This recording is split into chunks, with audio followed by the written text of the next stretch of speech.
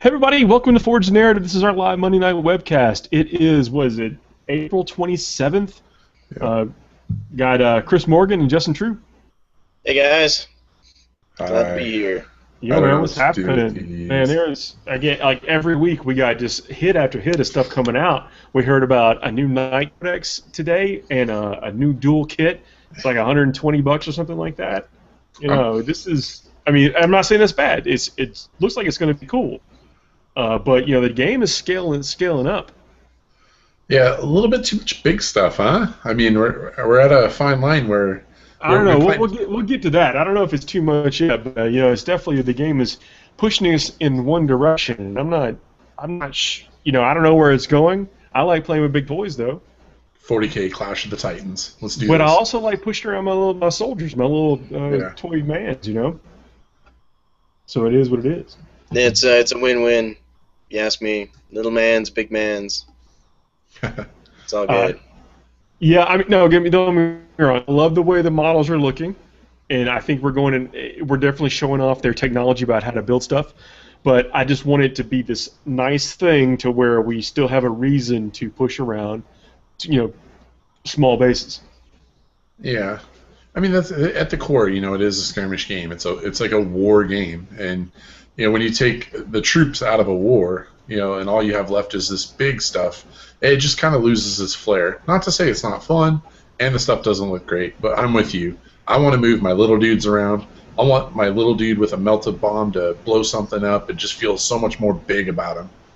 Well, he'll feel pretty big when he blows up the really big thing with his melt-a-bomb. Exactly. I hope so. I hope we get there, or at least I hope we have a good context for everything. I think when the Marines come out, though, I think we're going to see some stuff to deal with all this crazy stuff that we're getting. Because I think we are going to see back to a bunch of Marines are going to be able to do something on the table. I don't know that to be true, but that's what I would suspect. I think they're going to have ways to mitigate probably destroyer weapons, but it's all way off in left field. You know, Yeah. I don't know if that's the case. Let's talk about some Eldar. What are those? I'd like to welcome everyone to Eldar Anonymous. I've had an Eldar problem for 20-something years now at this point. Hi, Paul. I'm no longer ashamed to admit it.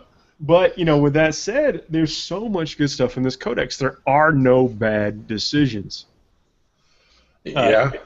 At least, you know, not really bad decisions. But let's give some shout-outs to everybody that's in the chat. Right now, we got Bill Costello, Jake, Space Lou, Chris Gardner, that's Dan, Steve Bowie, Ed Black. Steve says he's reading Scars right now. Scars isn't it awesome? I mean, it's one of the. I did not expect that much out of that book. It is one of my favorites in the series. Chris, have you read that yet?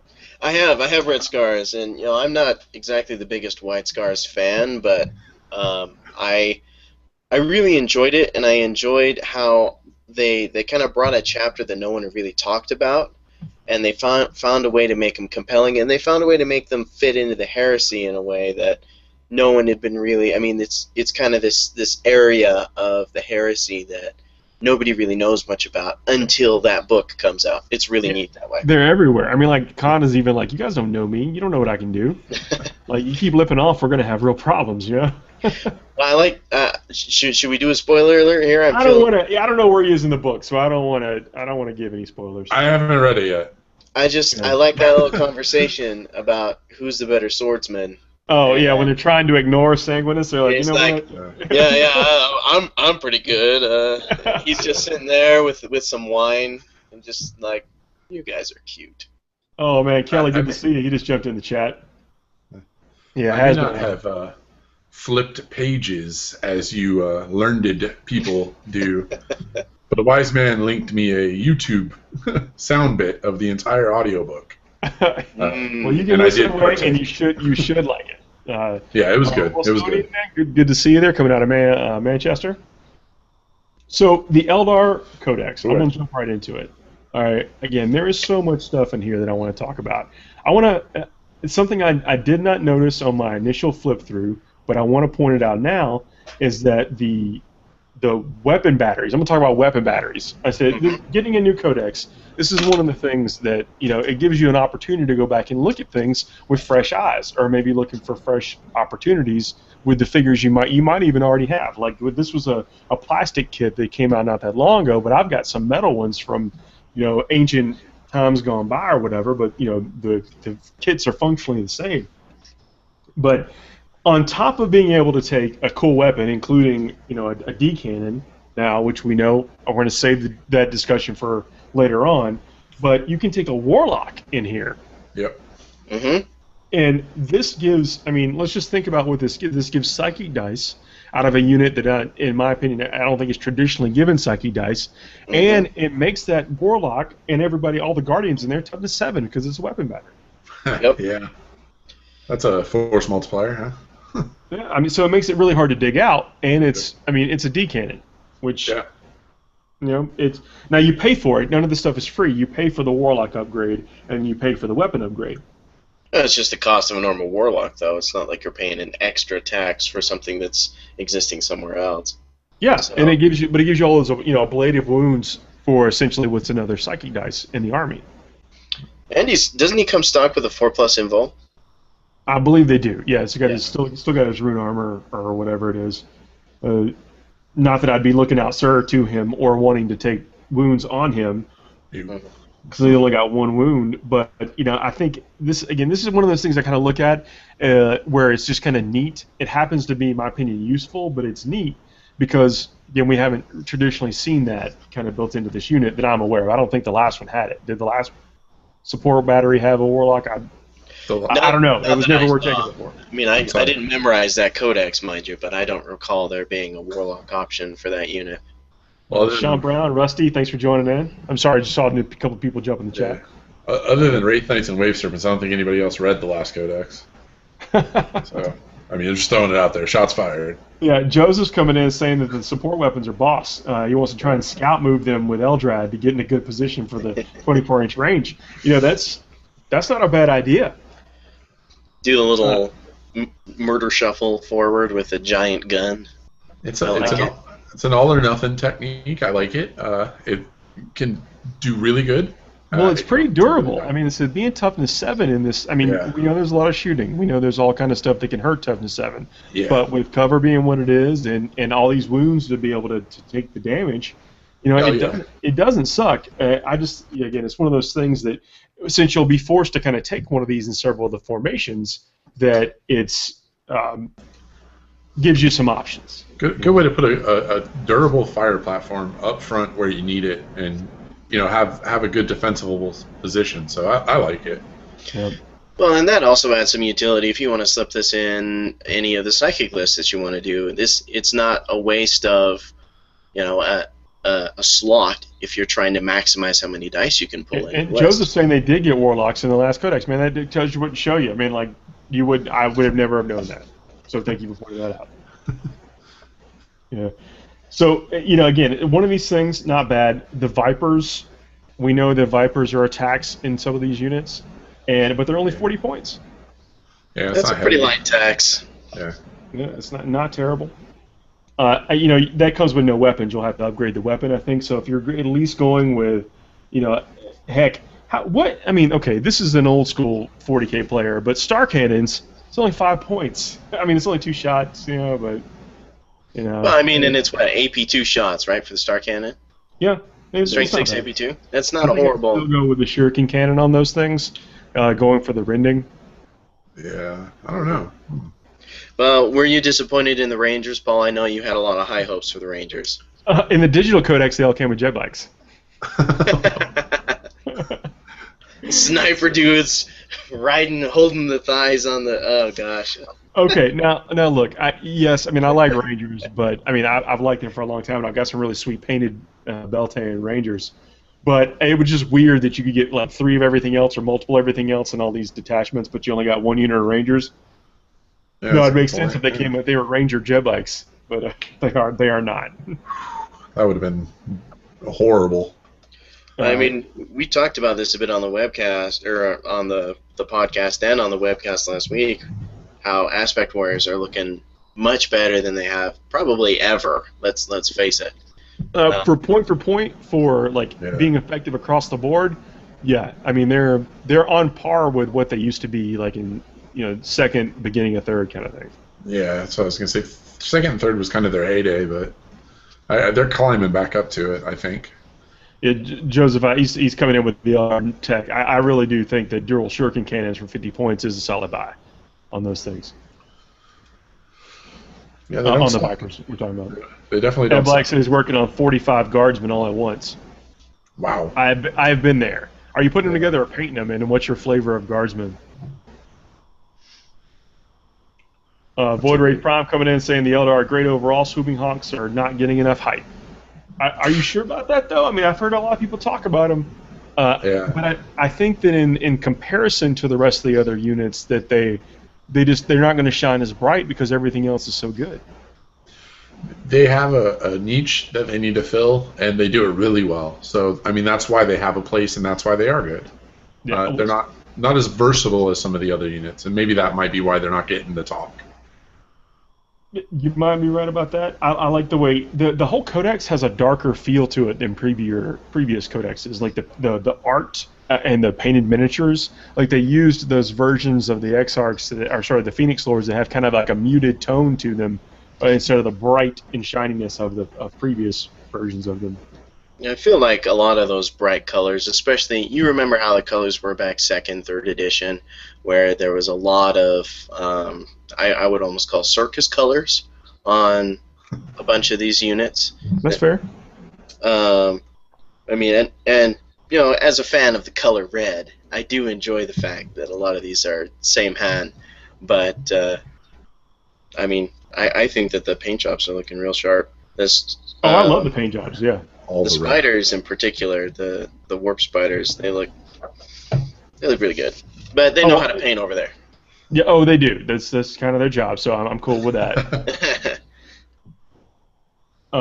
Yep, did see the Forge World Titan. That thing is going to be huge. Yo, no joke, man. It's like almost like Hoth size. Like I wanted to focus all powers on the shield generator.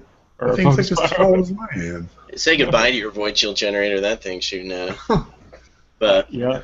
No, what I like about that picture the most is that no one even notices the little Mark IV Ultramarines Space Marine with a jump pack in the corner. I mean, he's there for scale, but everyone just kind of, it's like one of those things that's a blur, and you realize that's a Space Marine. That's how big he is. Yeah. And then no one cares that, oh, hey, this is how the Ultramarine paint job's going to look. I mean, it's a really nice scheme. It looks sharp. Really I had no idea. Yeah, I was blown away by the scale. So I don't even like Ultramarines. I'll be straight up about it, but I thought that was cool. Yep. I didn't notice. I'm gonna have to go back and take a look at that just because you said that. Chris Gardner says that he has glued himself to his what he's working on. I don't know who hasn't been there. I actually asked on Twitter, like if like Bill Nye or Neil deGrasse Tyson could figure out why super glue creeps out of the plastic of Zappa Gap. Like I don't know how many times I've fallen back to grab it and like just stuck my hand to the bottle. Oh gosh. I don't even understand. Jake Shearsley is having the same problems. Glued an X-wing to himself today. Hopefully the S-foils were in attack position. Yeah, that's right. Well, I mean the humidity like around here. I'm in the south, so like I can definitely tell. I shouldn't be modeling. I should not be hobbying when it's a certain climate outside because just nothing. Yeah. It takes forever to get the glue to stick, or whatever. Things just don't behave. Do you use any of this stuff, Paul? The zip kicker? Oh yeah, I do. Now when I'm being lazy, I'm not the best gluer. So if I don't like drip that thing. I spray it like full on. Just be like, got it. Yeah.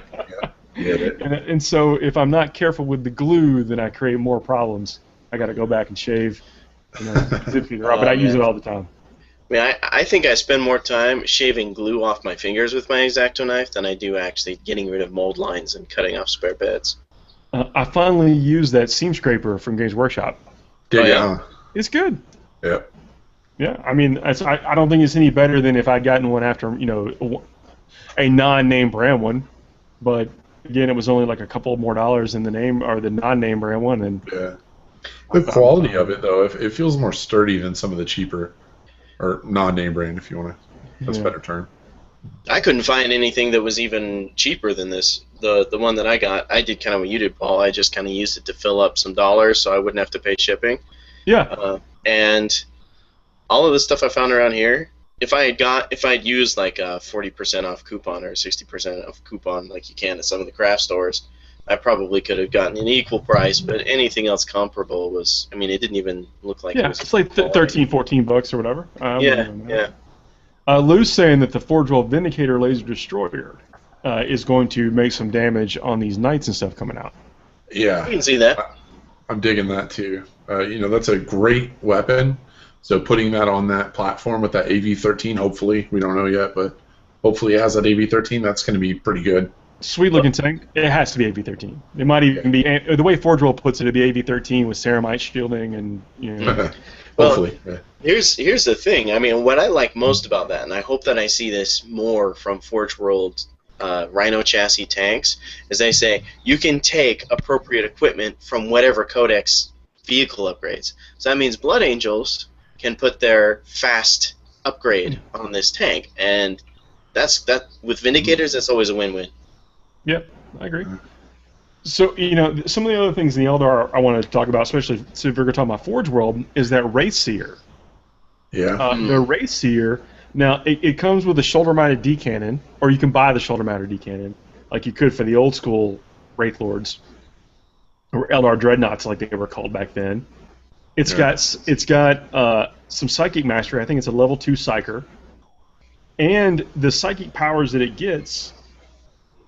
No, I'm sorry, it's just level 1. My apologies. Level 1 Psyker. But it gets a Psychic power that allows you to put Feel No Pain on your Wraith Guard and Wraith Blades and Wraith Lords. Durable Wraith. At toughness 6, that means you're pretty much always going to get that unless someone hits you with a force weapon. Yeah, toughness 6 with Feel No Pain is a hard, and a 3+ armor save. Yeah, it's a hard nut to crack. I've always wanted to do a Wraith army. Now, I face the player guilt that Paul has abolished from his psyche. No longer am I gonna factor in this player guilt. Yeah. But Wraith Guard are cool.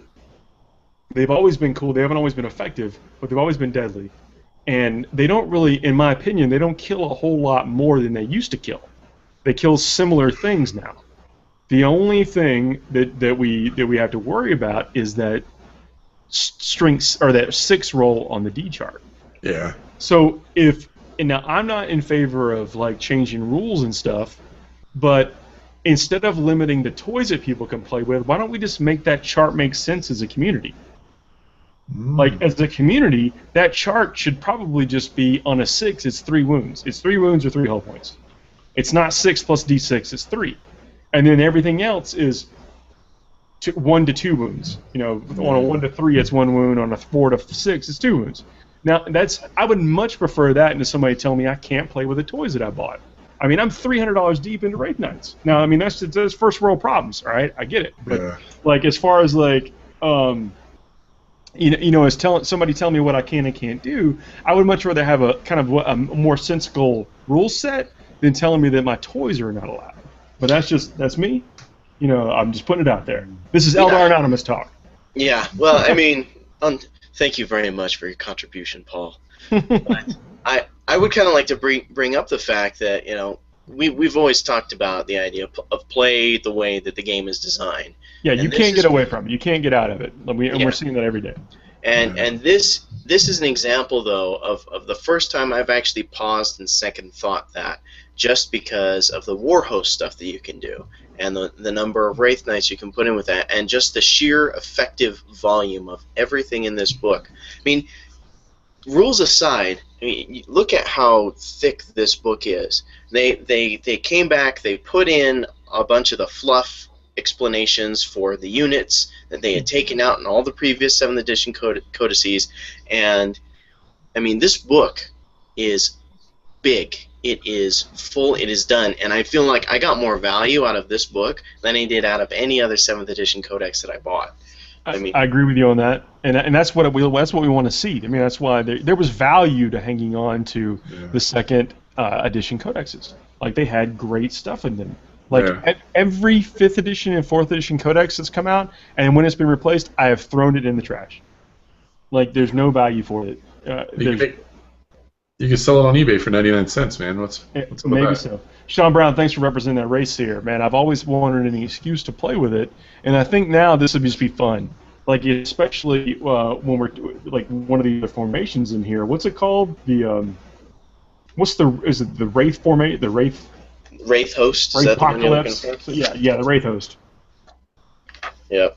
No, that one's really good. I mean, this formation gets battle focus.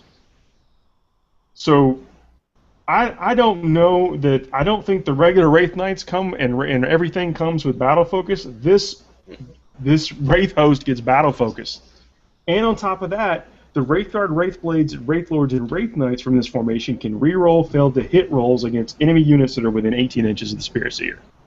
Wow. I mean, that's essentially twin linking. Yeah. Well, if you look at the standard rule for the Spirit Seer is any Wraith units shooting at a target within 12 inches can reroll ones to hit. So that's immediately better. Yeah. At almost no tax. Like you would be taking this stuff anyways. And this formation, of course, doesn't fill up any of your slots. This formation is 1 Spirit Seer, 3 units of Wraith Guard, Wraith Blades, or something like that. 1 Wraith Lord and 1 Wraith Knight. So it's got the Wraith Lord tax. That's what I would consider the Wraith Lord tax. But the Wraith Lord's only 120 points. I would kind of like to go back a little bit to where you're talking about the D weapons. Yeah. I'm not sure that doing just a straight up 3 wounds is enough. Not enough as in enough of a restriction, but not enough as in not enough effectiveness for what that's supposed to do on the table. Because for some of these higher hull points, what it's supposed to do. I mean, I get it, but it's like the reason nobody wants to be, okay, you take D6 plus 6 hull points on the thing that's only got 9 hull points. Like it just. Yeah, it's gone. Yeah. And that's what people don't want in a tournament. Their tournament experience will be wrecked, potentially on a lucky die roll. A 5 Wraith Knights could completely and totally wipe out Adlance on 1 turn. Yeah. And that's not what people want to be playing with. Yeah. Or what they want to be. Okay, I don't want to play against that either. I understand if I'm taking 5 Wraith Knights and against 5 Imperial Knights, I know what can happen, and that's not going to happen every time. It's even unlikely, but it could happen, and that's what people are afraid of, and may keep people from wanting to travel. Well, and a lot of it is just tied up in the value of these units too. I mean, you look at the point cost of a Wraith Knight. A Wraith Knight is going to beat an Imperial Knight most of the time, simply because it can swing first. Like you put the sword on it, and it can swing first. A sword is a D weapon, just like the giant chainsword of Doom. It's undercosted, man. It should have been a few points more. And everybody agrees that's the case. But at the same time, some of these higher hull point models, like Bane Blades, with 12 hull points, Fell Blades with 12 hull points, even the Brass Scorpion with 9, not everybody can deal with that without having that kind of a D answer. Now, the issue with that is that the sheer quantity of the D that the Eldar can put out is unnerving. It as an opponent, it's something that, I mean, anybody walking into a tournament is going to have to know that they're going to be facing this kind of an army. And I agree. I guess so we don't get too down the rabbit hole and that kind of stuff. What I'm pointing out is that I would rather see some people focusing efforts on making the toys because that's what we're playing with toys. It's about taking our models. Like, not only am I the captain of the Wraith Knights, I spent the time, I spent the effort into painting them. I am a value greater than anything invested in those. Yeah, I completely see what you're saying. And I want to play with, and I want to play with everything. I mean, I want to play with cool everything. No, absolutely. Yeah, just tone it down so I can still bring it. Well, yeah. So anyway, that's just what I want to put out there. Is that's where people should be. If they're going to be changing anything, that's what they need to be focusing on, in my opinion. Well, that's what the support group is for, Paul. That's right. The Eldar Anonymous. Thank you. Anyway, where I was going with that Wraith host, or what? I apologize. Is that what it's called? The Wraith. Yes, Wraith host. Wraith host. I mean this is a great formation, and it's gonna. it's going to get points prohibitive to where you can't take a lot. But you could easily take this and a cat. And I want to point out that like none of the stuff in here is stuff that's going to be objective secured anyway. Yeah. Mm-hmm. So you're not sacrificing anything by taking this Wraith host. You lose nothing, you gain everything. You gain battle focus and you gain twin linked for basically free, or just where you're going to be anyway, because you got to get your 12-inch guns in range. So of course you're going to be with an 18. Yep. So, I mean, this is what I'm saying. It's you're not sacrificing much for taking this if you're going to be taking these guys at all. You've got to pay that 120 plus weapon cost for the Wraith Lord, and in this capacity, the Wraith Lord isn't even that bad. Now, here's something to think about for the strategic table, where you can get everybody wants the infiltrate one, right? I mean, you can still use that for some of these models that aren't part of that detachment. As long as the Warlord has it, you could be infiltrating your Wraith Lord and your Wraith Guard and your because even monstrous creatures you can infiltrate, right? You can infiltrate anything that it says. It's not a vehicle. Yeah. Here, I'm going to pull it up right here. But there's some ways to make this. I mean, you could even put them in a fast attack Wave Serpent to deep strike. You could put your ally Archon with these guys, and it's still okay as long as you meet the minimum requirements. You can still add to the effectiveness of this. Yeah, I agree with you on all points. The Crimson Death formation, the 3 Crimson Hunters, I am not as hot on these. I'm not as hot on these as everyone else is. I mean, they get to reroll their cover saves, but there's all kind of stuff that just it doesn't care about your cover, and they're weak flyers, weak defense-wise. They're obviously everything in here is strong offensively. They're very killy, yeah. Yeah, but glass cannons. But it is a weak overall flyer. But it looks cool, and I also like that they clarified the Hemlock Wraith Fighter now to be able to just get 2 psychic powers. And you actually generate the powers as normal, so you're going to get that Psychic Shriek. I think that flyer has probably the most utility out of all the flyers in that book, personally. This book synergizes very well with the Harlequins and the Dark Eldar. Yeah. You're going to run out of points. You're not going to be able to take everything, but it at least has a consistent theme across it that makes the Eldar, the Eldar as a whole faction or a whole Battle Brothers grouping makes sense in my opinion. I specifically remember using that synergy word about 30,000 times one episode. Plus or minus. Plus or You minus. can tell Justin's been in business classes. No, I sleep in class now. It's terrible. Joe's will also like to mention that the Guardian Warhost gets free weapons, heavy weapons, defenders get free special weapons, and Dire Avengers from the Aspect formation give Wave Serpents +1 BS. I was going to bring that up today. It's like it says models from this formation get +1 ballistic skill. Yeah. And that's in both the Dire Avenger. It's not just for Dire Avengers. I think that's also you can get other Aspect Warriors that take Wave Serpents too. Yeah, surprise, surprise. I read that wrong. I passed over it pretty quick, and when you mentioned it earlier, I was like, wait a minute, what? Mm-hmm. And that thing is non-vehicle model, so you could still do a gargantuan monstrous creature and infiltrate it. The Aspect Host says immediately after turn traits, choose either weapon skill or ballistic skill. All units in this formation add +1 to the chosen characteristic. Yeah, it's awesome. And you can get 3. You can get Dire Avengers, Striking Scorpions. You can get Dark Reapers. You can get anything, and you give it +1. And that has. It doesn't say anything about excluding dedicated transports. So giving Wave Serpents. We know Wave Serpents are not as cool as they used to be, and they shouldn't be. That was ridiculous. I'm not sure how that made it past playtesting, but. It was what it was, and we all dealt with it, and we all found ways to deal with it, i.e. Super Friends and other things like that. All right. Well, they did too. D-weapons. Right. Well, yeah, sure. But now, getting +1 weapon skill when they do fire, it's going to make more of an impact. Doesn't make up for twin linked, or doesn't but it's still better than it was. It's still strong. Still strong. And it's doing its role better now too. It is a transporter. It's not a gun platform. Like, come on, man. Yeah, the Falcon should have remained the gun platform. Yeah. Yeah, that was a bit much. It was, but now Falcons could possibly make a comeback. Falcons with the deep strike, and you can put fire dragons. Certainly, lots of stuff in Falcons. Yeah. No, I think that they're good, and I'm really digging on the Dark Reapers as it is. A lot of their weapons have a base twin link. I mean, it's a twin link. It's not a Skyfire, but you can basically re-roll your misses against anything that zoomed or let's see what is the other one? Turbo boosted, stuff like that. Yeah. Like you basically come with a twin link on that, and with some of the strength of those missiles, like you've got some strength 8 missiles in there.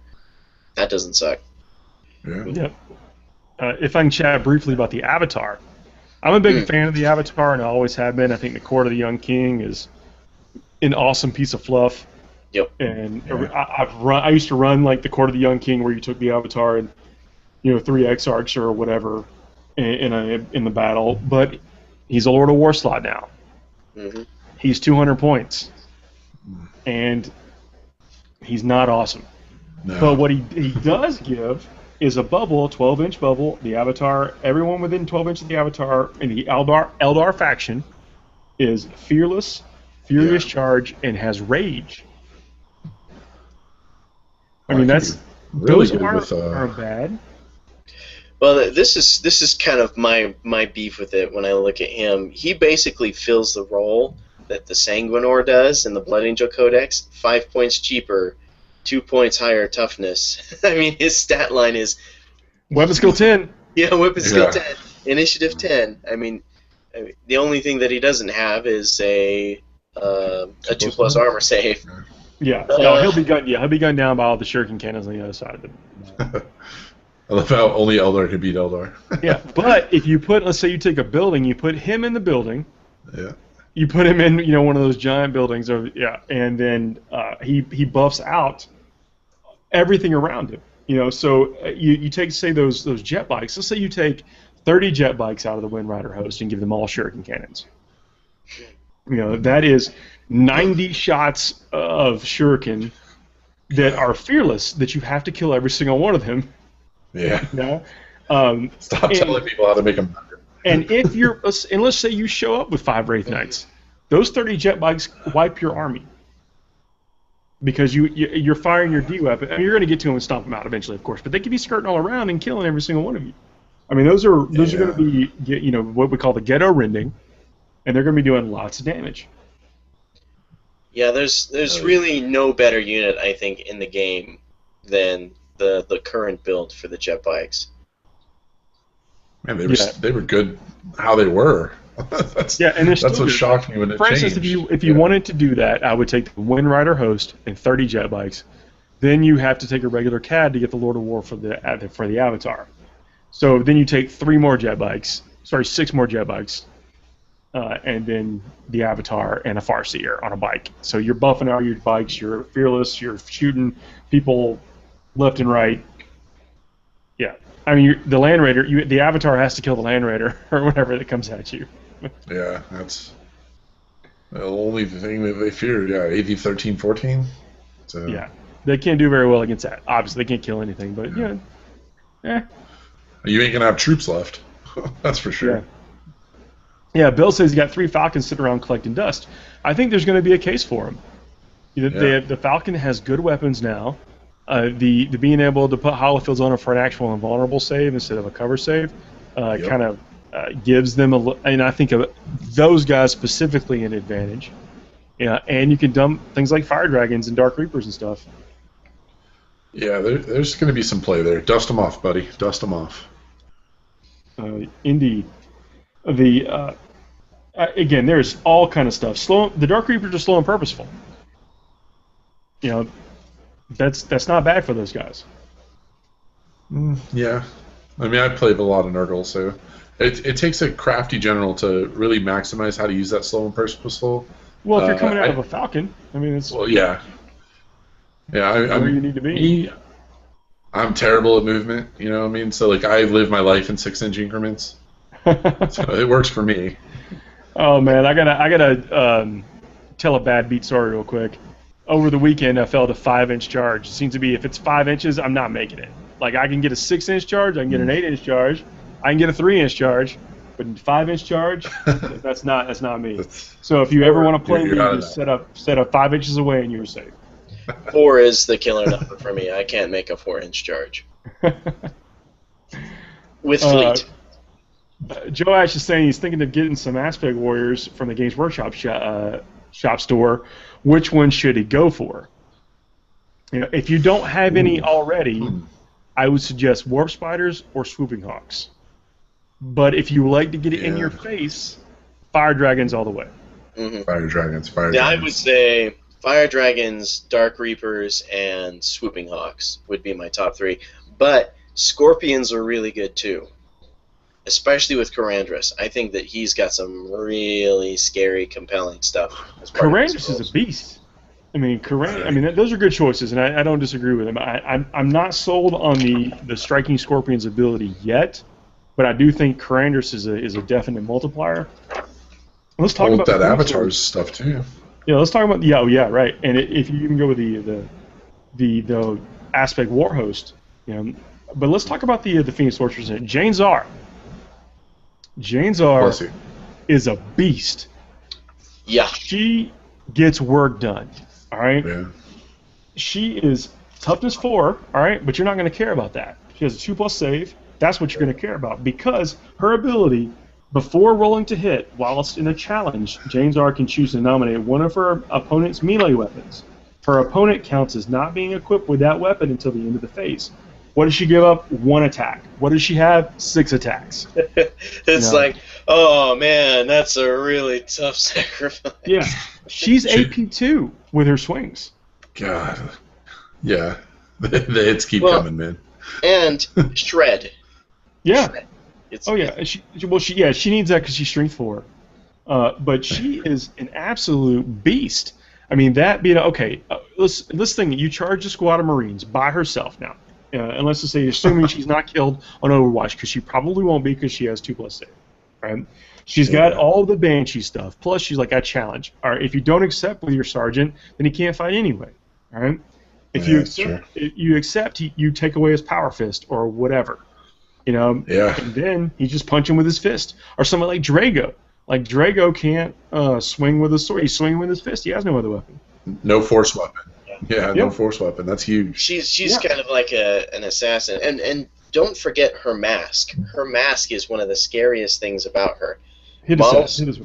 Models cannot fire Overwatch against Jane Zar or a unit she has joined, and enemy models within 6 inches of Jane Zar subtract 5 from their weapon skill and initiative. That's enemy units. Yeah. Say that again. Enemy units within a range. It's not even like one guy or the unit you charge. Yeah. It's like... Like, read it one more time. Models cannot fire Overwatch against Jane Zar or a unit she has joined, and it's a unit she has joined, so it's not a unit of Howling Banshees. It's a unit she has joined. And enemy models within 6 inches of Jane Zar subtract 5 from their weapon skill and initiative to a minimum of 1. Yeah, that's very strong. She is a combat monster, in my opinion. Now, are there things that can kill her? Yes, but most things that that can kill her rely on their cool weapon to do it. Mm-hmm. Dirgecaster on steroids. Yeah, so I mean that's something to be said. She has battle focus, Eternal Warrior, you know, independent character, all the good stuff. So Jane Zar, very, very good.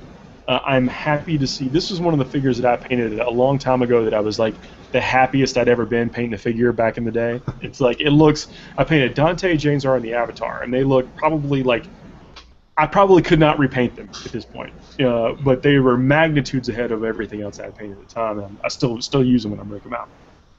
Yeah, there are some of the older paint jobs I did that kind of hold up now too. I the found figures myself just repainting screamed. a lot, They just brought it out of you, like you know, Michelangelo's David or whatever. You know, Karandras, very good.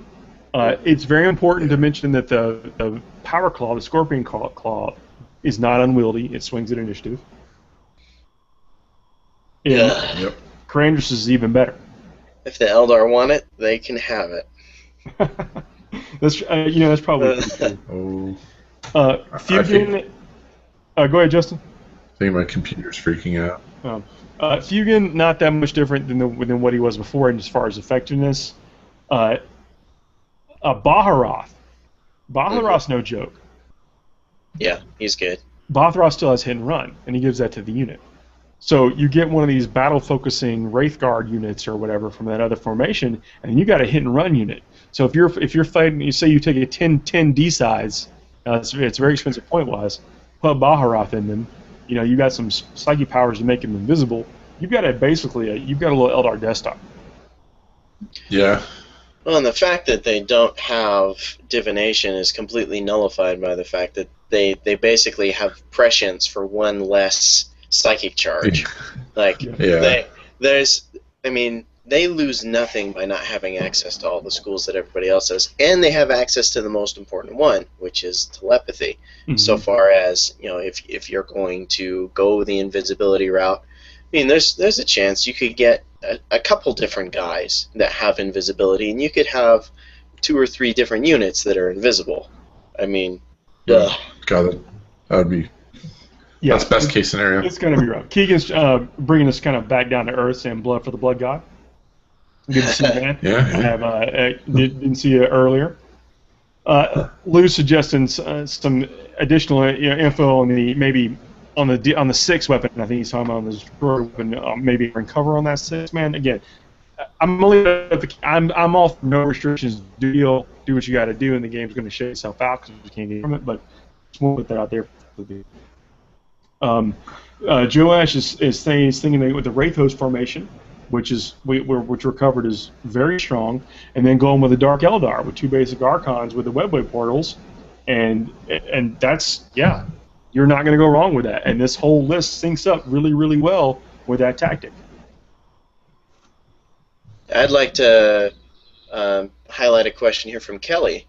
It says, all right, guys, I've been out of 40K for a long while. Not a lot of players down here in Norfolk, if I'm saying that right, for 40K. What? How do I build armies anymore? Do I need to have the army book and do the formations in there only? So if you're going to build an army list, I would say use Battlescribe or Army Builder or whatever. But yes, you will need your codex, and the codex will have the data sheet. That's kind of the new standard. The data sheet has everything you need to know about what the unit is and what it does and where to find its rules. So that goes for formations, have their own data sheet, and then units have their individual data sheet, and then force organization is whatever chart it says you can use. That's the easiest way to explain it. What you'll see now, though, is that some of these books that are coming out have essentially like mega formations or formations that have formations inside of each other. Mm-hmm. For the Necrons, they have something called a Decurion. For the Khorne book that just came out, I think it's called a Blood Host or something. And for the Elves, it's the Elfcurion. That's the official. That's right. Let me jump in support for 2 seconds. That's right. Kelly, hit a PM to the Forge Narrative website. I can throw a rock and hit Norfolk from my house right now. There you go. And I will be happy. I am on the edge of the city limits. And Justin plays nice guy lists too. Yeah, I don't play the scary stuff. I like to play the fun stuff. Man, I played in a tournament over this past weekend, and I need a Maelstrom support group is what I need.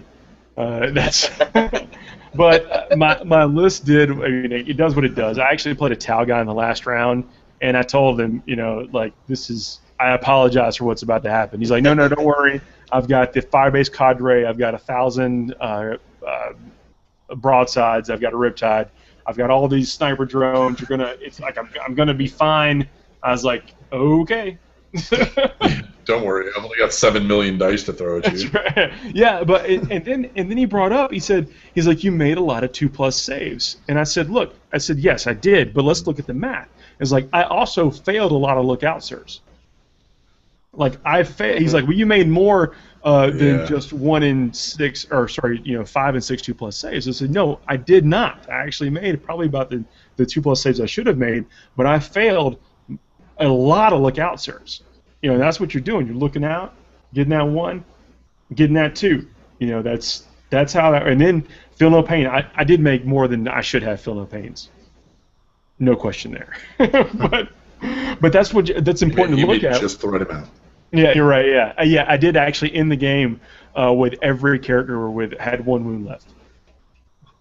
No, I mean, feel no pain can make or break Yes. it. Yeah. I had last week. I redeemed myself against the Eldar player that had stomped me the week before, and a big part of that was I had a command squad in a drop pod with Mephiston and a chaplain, and I was basically protecting that little sanguinary novitiate that was in there. And I kid you not, 12 or 13 feel no pain rolls, and they took 3 or 4 rounds of Eldar shooting from the entire army to take down.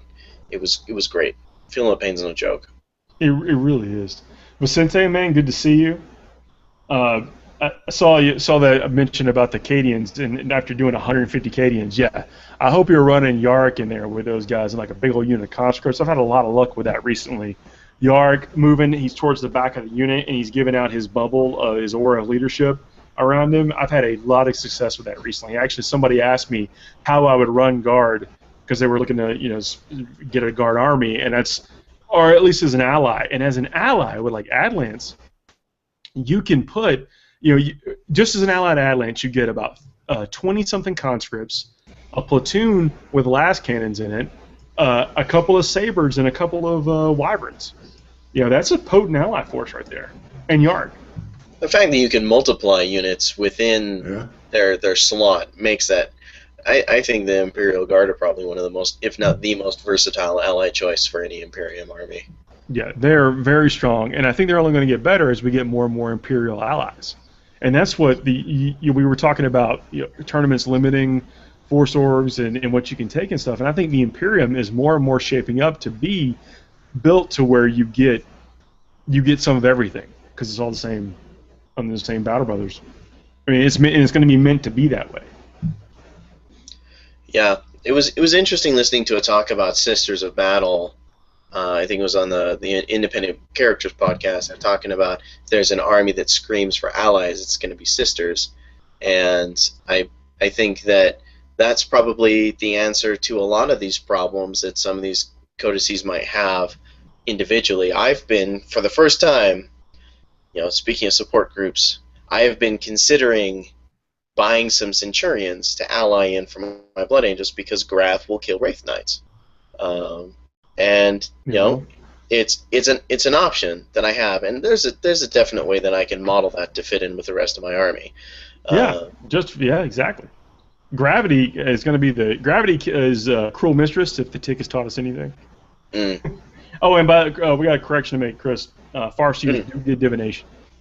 They do get divination? They do get divination. They get Demonology Santic, Divination, Runes of Fate, and Telepathy. Ooh. Well, why would you ever take divination if you can get prescience for 1 more charge? Especially if you can pass it on a 3.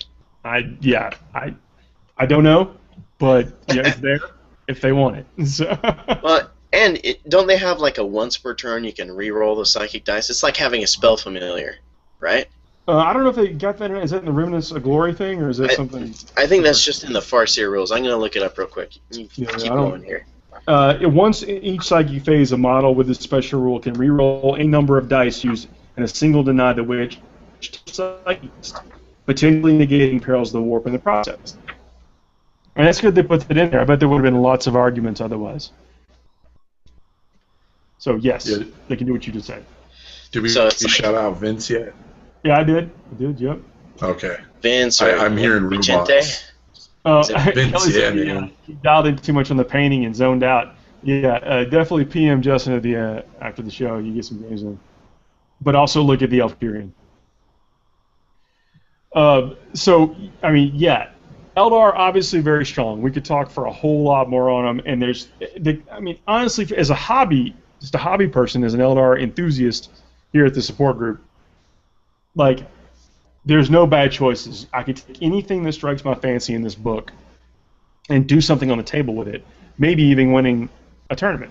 I mean, like, you never know how that's going to play out with matchups and missions or whatever. But there's nothing that puts me at a serious disadvantage if I take something that works well together out of this codex.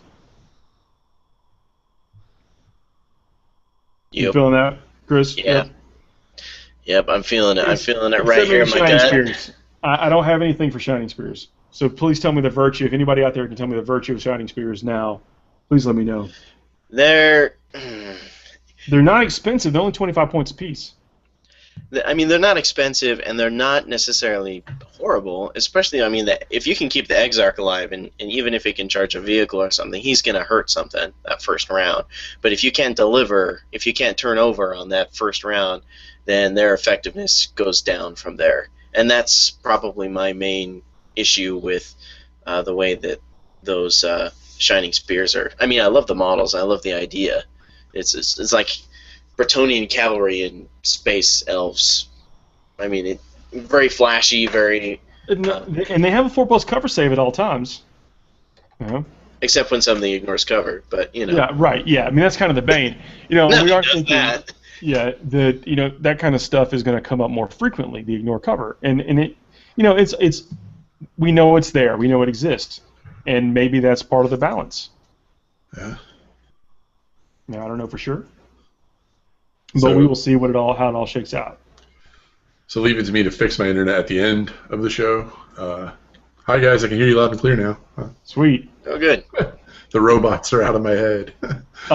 Keegan's saying that yes, the Wraith Lord, sorry, the Wraith Knight's only getting 2 shots. That's kind of the equalizer. I mean, honestly, let's think of it this way: like even in playing against that 30 jet bikes. All the Wraith Knights that you could possibly fit in a 2,000-point army, at the maximum you're going to kill is 10 jet bikes. I mean that's it. And then you're going to lose. Then you're going to lose a Wraith Knight, and you're not going to kill 10 jet bikes. You're going to kill 6 jet bikes. Yeah, probably 6. We'll say split our number 7. Then you're going to lose a Wraith Knight. Then you're going to kill 4 jet bikes, and then you're going to lose another Wraith Knight. I mean, that's how it works. And with Grav in the mix, and we think, we kind of suspect the Cult Mechanicus is going to get some Grav. So there's going to be lots of stuff that puts some serious damage on these things that's going to be hard to mitigate. So it's going to be a very, almost like, a kung fu fight. It's going to be who can get the neck chop first. I feel like there are going to be a lot of tools out there, especially for the Imperium. I mean, there is. Wing Tyrant brings up a good point. Is anyone else a little annoyed that Eldar got the first Codex Gargantuan creature, or is it just because I'm a bug? No, I think that if anybody deserved to have it first, I would say it was the Tyranids. And I typically fight Tyranids a lot and have my entire 40K career. 4-winged tyrants over the weekend, and it was incredibly difficult. Yeah, you got Flyrants. You don't need nothing else.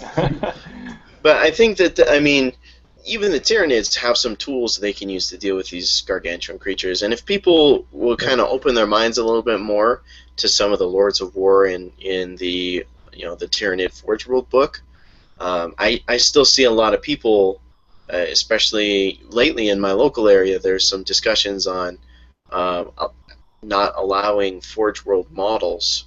And but you have this book that's the Eldar book that has these models that are more or less plastic Forge World models in terms of what they can do, how much they cost, and that somehow is better or more official than opening up some of these tools. People set these paradigms up for themselves. It's all a gamer agenda. Yeah. Yeah. I mean, that's what is basically your poison. And I think that obviously we're at the stage where we need to include as much as we possibly can because it's all being written as one picture. Mm-hmm. That's a nice tie you got on there, Justin. So X-Wing, yeah, we are going to start talking more about Star Wars. Star Wars is an undeniable force of nature, and I know I am pumped about this stuff coming up. Next week, in fact, live cast on May the 4th be with you. Yes. So it will be Star Wars themed. Bring all your Star Wars, all of it, here. I will be talking X-Wing quite a lot, because that's a word, and my thesaurus is not working. It's 2 words. Yeah, judging. No, I've been playing a lot, man. Game's really fun. I've made some bold statements. I won't repeat them because I was ridiculed. Yeah. It may or may not be a fun game that may or may not be more fun than others. I don't know. Oh I'm no, having- Chris Gardner. I hate to cut you off, Justin. But he said Yeah, the go for it. gargantuan creature. The first one might have been the Orc Squigoth. That's not in the codex though. Not anymore, at least. I think is it sure it's not in the new codex? The newest I'm pretty codex? sure the Squigoth isn't in there. I think that the Stompa is in there, but the Squigoth I don't think is in there. You're probably right. Yeah. Chris Gardner, I was trying to be on your side, man. You guys shut me down too. Sorry for you, buddy. If it's there. We can do any boo boo on them. No, but there's a lot of good content coming up, man. So just keep you guys' eyes peeled. Send us the stuff, man, on the Armadas and the X-Wings, too, to the Facebook. Yeah, your sweet builds. We actually want to see the nice builds for X-Wing and Armada. Yeah. Like, I know Armada does not have the full range, but, I mean, like, as far as, like, a 180, 200-point list, I'd love to see what you guys got for Armada. Yeah. I've been trying to play as much of that as possible, and it's fun. I mean, in my opinion, it's, it does capture that whole kind of ponderous naval type combat, like maybe for some other games. Yeah. Where X-Wing really gets you in there, and I like that too. And I'm gonna follow suit with you, Justin, and start playing some more of that. Yep. I'd like to talk real quick about some of the cool tie-ins you can do, even if you're not having it'd be pretty easy to turn some of the Battlefleet Gothic ships, in my opinion, and turn them over to this rule set, since Battlefleet Gothic isn't supported anymore, or even the models aren't even really sold anymore. Yeah, I mean they go on eBay for a ton. Yeah. Some of the coolest 40K experiences I had when I was first getting into this was a game where we had a space battle. We also had a boarding action on a Space Hulk at the same time, and then based on the results of those two, it turned into a planetary invasion, and this was all in one night. And I feel like you, sir, forged a narrative. Oh man, that narrative was so forged. That's cool. Yeah, I agree with you. I've been part of big games and stuff like that too. And I want to sidetrack it even more a little bit. But now that the Drop Zone Commander has a space game, those look really good. They do. They look nice. Very intrigued by that. Halo as well. They're coming out with one. If that's your flavor. Yeah, I think there's going to be a lot to be said for these kind of pickup games. Pick up and go. Like what we're talking about, and this is like a whole subject. We might even talk about this on the podcast about how do we communicate as 40K players? If I take my army to the game store 3 states away, how do I play a game? I might not be able to do that anymore, but I can certainly do it with some of these Armadas and X-Wings and that kind of stuff. Yeah, I think that's a really good point. I have this this same sort of. When I'm talking to people online, there's a definite difference in the way people on the East Coast expect to play the game and people on the West Coast, especially people in the ITC circuit. I'm not saying that one is inherently better than the other. It's just like it makes it harder to feel like you can just bring one list around and play a bunch of people. Well, my agenda probably for the rest of this year is going to get people to be going and playing in the game stores what they want to play. I don't care what your tournament circuit has or what your local scene is. Show up at the game store with the army that you want to play and find somebody to play against you. I promise you, it might not be the next week, but soon after you'll find more people there that are cool with playing what you want to play. And then, don't be a jerk about it. Yeah. Don't be a jerk, but play what they want to play too. That's where I'm going. It's like just y'all play with what each other wants to play with, and that keeps everybody buying the figures that they want to play, that they want to do and want to model up and paint and that kind of stuff, and it keeps your scene active. Yeah, when I was TOing back in Texas, I remember Vince. He had Angrath, man. He wanted to play Angrath so bad, and I said, you know what? No holes barred. Let's do this. And guess who didn't win a lot of the events? He won quite a few. Vince is a very good player, but these big scary things aren't auto win buttons, and that's what we're trying to get people to understand. And Vince is saying he wants his Demon Lords too. Yeah, and I can't say they're definitely cool. Yeah, I bet we're going to see them when the next time we get a Demon Codex. I'm pumped. Like I'm pretty sure the Games Workshop right now is kicking themselves. They didn't make the Bloodthirster a gargantuan creature. Yeah, it has every bit. It has all the characteristics of a gargantuan. It has the giant base. It's a giant figure. Well, yeah, it may not need it, but the Wraith Knight, I mean, none of them need it. It's true. But it's still it's that size model, Bloodthirster's going to be really feeling bad about himself if the Riptide ends up being turned into a gargantuan creature. Right. I don't know what the Tau would get. I hope they get a giant robot suit. I can see them having a Taukirian of epic proportions. I It's a hate fish Tao carrier. so much. I can't a even gold- express how goldfish much I carrier. can't stand Tao. Well, guys, we're at the end of the hour. Man, that went fast. Yeah, solid hour. I want to thank everybody in the chat for showing up and asking the questions. Really kept it going. I want to thank you guys for showing up and doing the show. Guys, it's been a pleasure. Yep. Yeah. May the 4th next week. It's going to be all Star Wars all the time.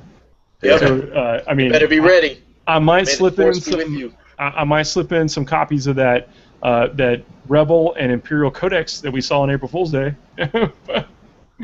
But so there'll be some Warhammer stuff. But we're going to definitely talk about our Star Wars loves. You guys have a good rest of your night.